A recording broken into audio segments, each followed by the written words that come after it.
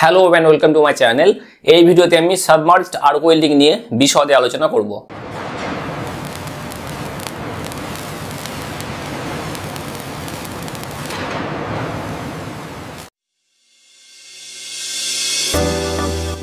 তো অলরেডি আমরা electric arc welding সম্বন্ধে জানি। তো ইলেকট্রিক আর্ক ওয়েল্ডিং এ কি হয়, একটা ইলেকট্রোড ইউজ করা হয়, সেই ইলেকট্রোড দিয়ে আমরা ওয়ার্কপিসের সাথে কন্ট্যাক্টে একটা স্পার্ক তৈরি করি এবং তার ফলে হিট জেনারেট হয় এবং মেটালের সাথে যে ইলেকট্রোড থাকে সেটা গলে যায়, গলে গিয়ে মিশে যায় এবং একটা স্ট্রং ওয়েল্ডিং জয়েন্ট ক্রিয়েট করে।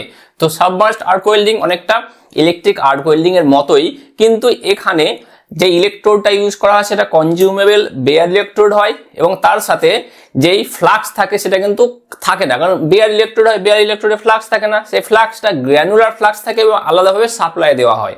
এবং ইলেকট্রিক আর্ক ওয়েল্ডিং যে স্পার্কটা আমরা খালি চোখে দেখতে পেতাম সেটা উন্মুক্ত থাকতো, একদম দেখতে পেতাম, ডাইরেক্টলি ভিজিবল হতো। এই ক্ষেত্রে মানে সাবমার্জড আর্ক ওয়েল্ডিং এর ক্ষেত্রে কিন্তু সেই স্পার্কটা আমরা দেখতে পাই না, সেটা সাবমার্জ থাকে। কিসের মধ্যে সাবমার্জ থাকে? সেটা থেকে গ্র্যানুলার ফ্লাক্সের মধ্যে সাবমার্জ থাকে। ছোট ছোট গ্র্যানুলার ফ্লাক্স, সরষের দানার মতো গ্র্যানুলার ফ্লাক্স থাকে, সেই গ্র্যানুলার ফ্লাক্সের মধ্যে নিমজ্জিত থাকে, সাবমার্জ থাকে, ফলে আমরা দেখতে পাই না। এই জন্য এটার নাম হয়েছে submerged arc welding. Arc welding যেহেতু আরেকটা গ্র্যানুলার ফ্লাক্সের মধ্যে সাবমার্জ থাকতে, এই জন্য সাবমার্জড আর্ক ওয়েল্ডিং। বোঝা গেছে? তো দেখো, এটা হলো প্রসেসের একটা ছবি। তো এই ক্ষেত্রে কি করা হয়, এই ক্ষেত্রে আমাদের একটা ইলেকট্রোড থাকে, কনজিউমেবল বেয়ার ইলেকট্রোড। এটা হলো ইলেকট্রোড, এটাকে কন্টিনিউয়াসলি ফিডিং দেওয়া হয়। কিসের সাহায্যে? একটা ওয়্যার স্পুলের সাহায্যে একটা বেয়ার ওয়্যারকে অটোমেটিক্যালি ফিডিং দেওয়া হয়। তাহলে আমরা বলতে পারি এটা হলো একটা অটোমেটিক আর্ক ওয়েল্ডিং।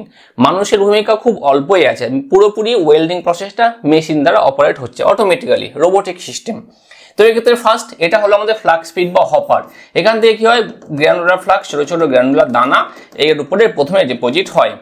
তাহলে এটাই নির্দিষ্ট জায়গায় থাকছে। এই যে ইলেকট্রোড হোল্ডার সেটা বা ইলেকট্রোড সাপ্লায়ার সেটাও কিন্তু একটা নির্দিষ্ট জায়গায় থাকছে। এই যে ওয়ার্কপিসটা মুভ করছে রাইট টু লেফট। তাহলে এখানে গ্র্যানুলার ফ্লাক্স যখন আছে তখন এটা ধীরে ধীরে এই ওয়ার্কপিসের উপরে পড়ছে, তো ওয়ার্কপিসটা ধীরে ধীরে সরে আসছে, তাহলে একটা সময় গ্র্যানুলার ফ্লাক্সগুলো এখানে চলে আসবে। তাহলে এখানে কি হচ্ছে, যখন ইলেকট্রিক সাপ্লাই দেওয়া হচ্ছে তখন এখানে স্পার্ক তৈরি হচ্ছে। স্পার্ক তৈরি হওয়ার জন্য হিট হচ্ছে, হিট হওয়ার জন্য যে ইলেকট্রোড সেটা তো গলছে, মেটাল মানে বেস মেটাল যেটাকে ওয়েল্ডিং করব সেটাও গলছে, এবং তার সাথে যে ফ্লাক্স গুলো আছে, গ্র্যানুলার ফ্লাক্স, দানা দানা ফ্লাক্স, সেগুলো কিছু পরিমাণ গলে গিয়ে এখানে একটা স্ল্যাগ তৈরি করছে, এখানে স্ল্যাগ তৈরি করছে।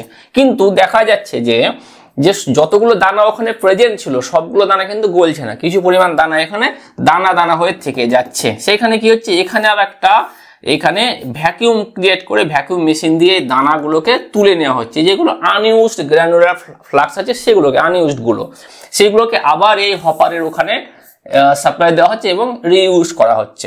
এইভাবে পুরো ওয়েল্ডিং প্রসেসটা হয়ে যাচ্ছে। এটা পুরোপুরি কিন্তু অটোমেটিক, মানুষ অপারেটেড নয়, ম্যান অপারেটেড নয়, এটা হলো একটা রোবোটিক সিস্টেম। তো এটা দেখো, এটা হলো মানে ঘন্টায় প্রায় 10 কেজি ওয়েল্ড মেটাল ডিপোজিট করতে পারে।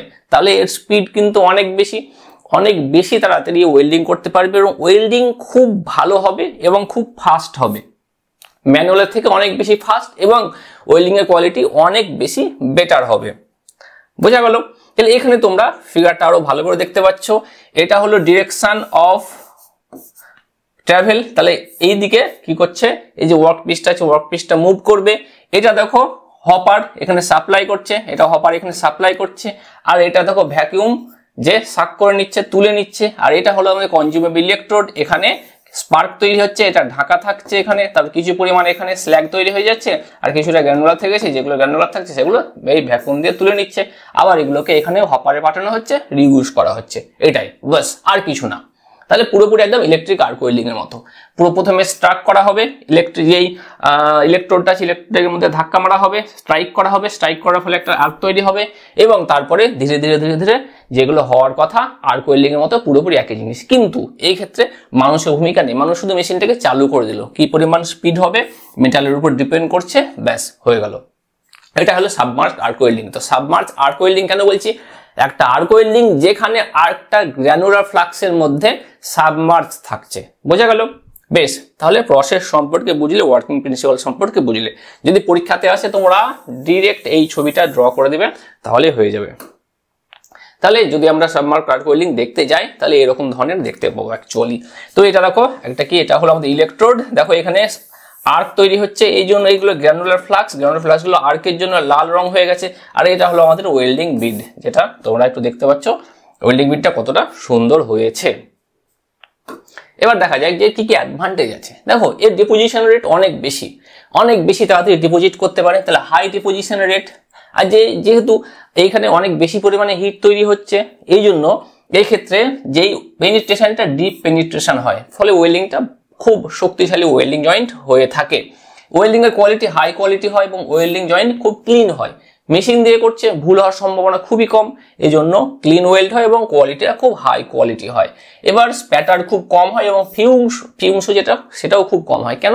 কারণ যেই স্পার্ক তৈরি হচ্ছে সেটা নিমজ্জিত থাকছে, বাইরে থেকে দেখাই যাচ্ছে না, তাহলে সেগুলো বাইরে আসতেই পারবে না, এই জন্য এগুলো খুব কম পরিমাণে হয়। তারপরে এই অটোমেশনের জন্য এবং লং ওয়েলসের জন্য এটা সুইটেবল, অটোমেটিক করা যাবে খুব সহজে। এবং যেহেতু মেশিন করছে, ফ্যাটিকনেস নেই, মানুষের যেমন ফ্যাটিকনেস থাকে সেরকম নেই, এই জন্য আমরা খুব দীর্ঘ সময় ধরে ওয়েল্ডিং করতে পারবো। কিন্তু এর কিছু লিমিটেশন আছে। লিমিট কি? লিমিট হলো যে ফ্ল্যাট সারফেসে করতে হবে এবং হরাইজন্টাল পজিশনে করতে হবে। মানে আমরা যদি দেখতে যাই, এই যেটা করছি দেখো, সারফেসটা মোটামুটি ভাবে ফ্ল্যাট হতে হবে বা হরাইজন্টাল সারফেসে হতে হবে, হরাইজন্টাল। এরকম ভাবে ইনক্লাইন সারফেসে যদি করি তাহলে গ্র্যানুলার ফ্লাক্স ইনক্লাইন সারফেসে থাকবে না, বা ভার্টিক্যাল কন্ডিশনে থেকে ভার্টিক্যাল কন্ডিশনে গ্র্যানুলার ফ্লাক্সকে আমরা ভার্টিক্যাল সারফেসে রাখতে পারবো না, ফলে এ হচ্ছে অসুবিধা।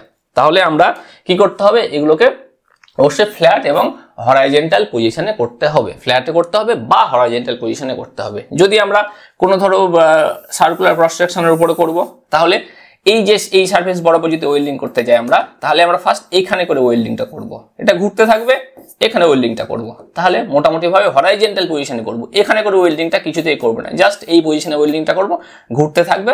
এখানে আমরা গ্র্যানুলার ফ্লাক্স সাপ্লাই করব, গ্র্যানুলার ফ্লাক্স, আর এখান থেকে আমরা এখানে ভ্যাকুয়াম দিয়ে তুলে নেবো, আর এখানে আমরা সাপ্লাই করব, তারপরে এখানে করে ওয়েল্ডিংটা করব। এরকম ভাবে হবে, তাহলে অন্য কোনো পজিশনে করা পসিবল হবে না। তাহলে এটা থিন ম্যাটেরিয়ালের জন্য সুইটেবল নয়, ডিপ পেনিট্রেশন হবে, থিন ম্যাটেরিয়াল একদম করা যাবে না ওয়েল্ডিং।